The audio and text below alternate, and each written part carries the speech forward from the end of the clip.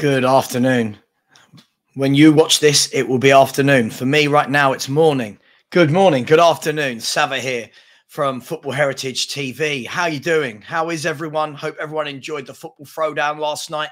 If you haven't had a chance to go and watch that, please do. Really good to get the views from an Arsenal fan, Nottingham Forest fan, Liverpool fan.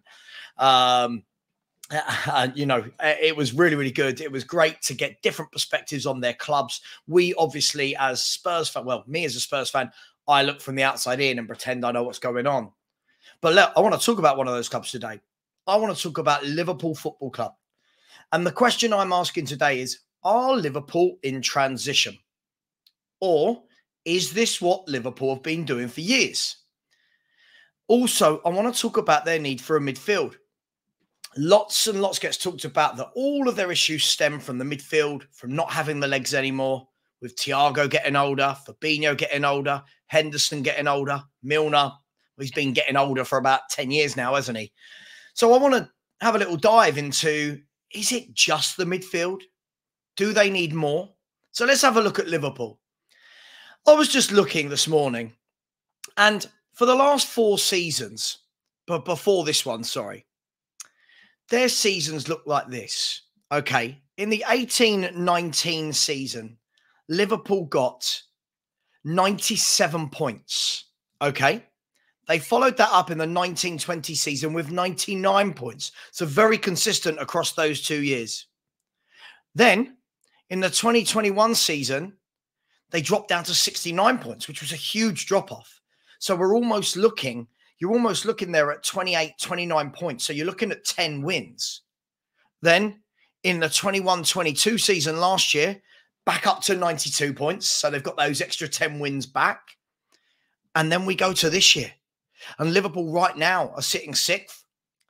They are, 7 points off of top 4 with 2 games in hand, but back down in 42 points, which means if they were to win 7 or 8 more games out of their last 11, which is a big ask, even then they'd still only end on about 66 points. So what is happening at Liverpool? Why is it this? Now, on the cold face, you could say they've had a great 5 years. They've had a great 6 years. Great 7 years since Klopp went there. Even in his first season, he reached 2 major finals. Since then, they've won the Champions League, the Premier League, the FA Cup, the League Cup, and they've won the World Club Cup and the Super Cup. So they've won it all in that 4, 5, 6 year period. So why so up and down? Why is it 1 year they're pushing Man City right to the end, losing just 1 game in the season, 90 odd points? How do they go from that to these years where they drop back down into the 60 points and then shoot back up? Is this just the norm that we're seeing this season, or is there a deeper lying problem? Liverpool do need a new midfield. We know that, right? We know they need a new midfield. And before I say this, listen, I'm going to say I was wrong. I truly believed Liverpool would be out there in 2nd place again this season behind Man City.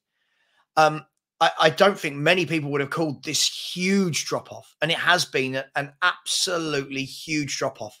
The chasm of points from last season to this season for Liverpool is huge. So they need a new midfield. We know this. They've got some good young midfielders coming through. When you look at Harvey Elliott, very good player. You look at Bajcetic, probably murdered his name. Apologies for that. You look at Fabio Carvalho, who's only 18. They've got some good young players. But the more senior pros, Keita is not in the picture anymore and is leaving at the end of the season. James Milner, Henderson, Fabinho, Thiago Alcantara. How do Liverpool evolve that? And do they do it all in 1 year? Did they make a mistake not doing it last summer? We all know their public pursuit of Jude Bellingham, who now we're hearing doesn't want to go there, and it's going to be Man City or Real Madrid, which makes sense. So what do Liverpool do? Well, the first thing you would say, surely, is they've got to get some legs in there. They've got to get some players that have got somewhat experience, senior pros, but not too senior, 25, 26, that can guide the Harvey Elliott's of this world, whilst also getting out Henderson, Milner, Fabinho, Keita. Do they all go at once? But I'll ask you this question. And listen, I don't know if anyone will argue that they need new midfield. I think everyone will agree with that, please, or maybe not. But here's the thing. Is it just that they need?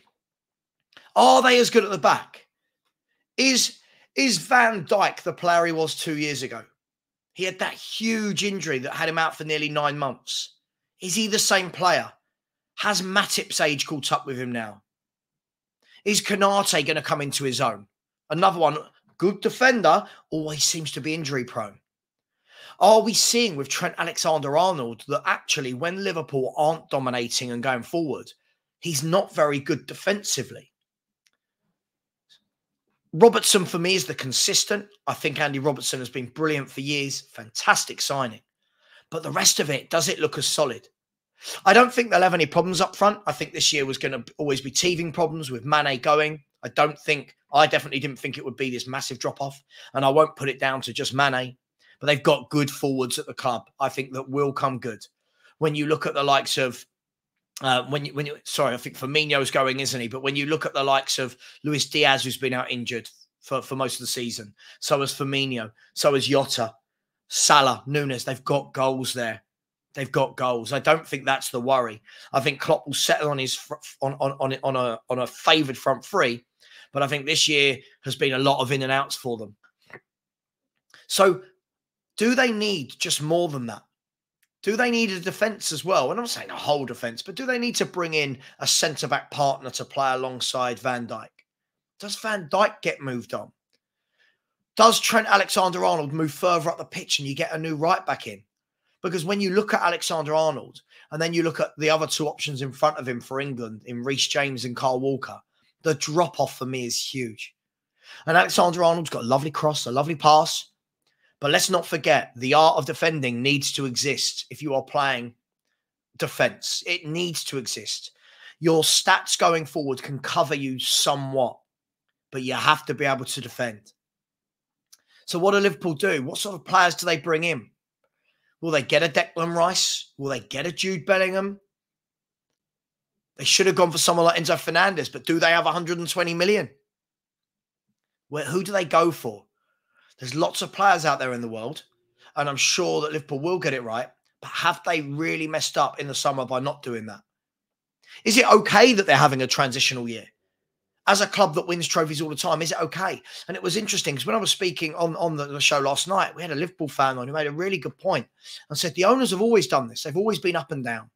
They get them there, and then you think you're going to be consistently there for the next 5, 6, 7, 8 years, and then they drop off and they stop spending.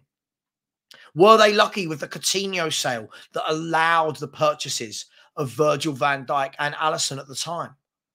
Would they have been able to do that without the Coutinho sale for, 144 million to Barcelona? Whether that was euros or pounds, I can't remember, but it was a huge transfer. So there's a lot going on at Liverpool.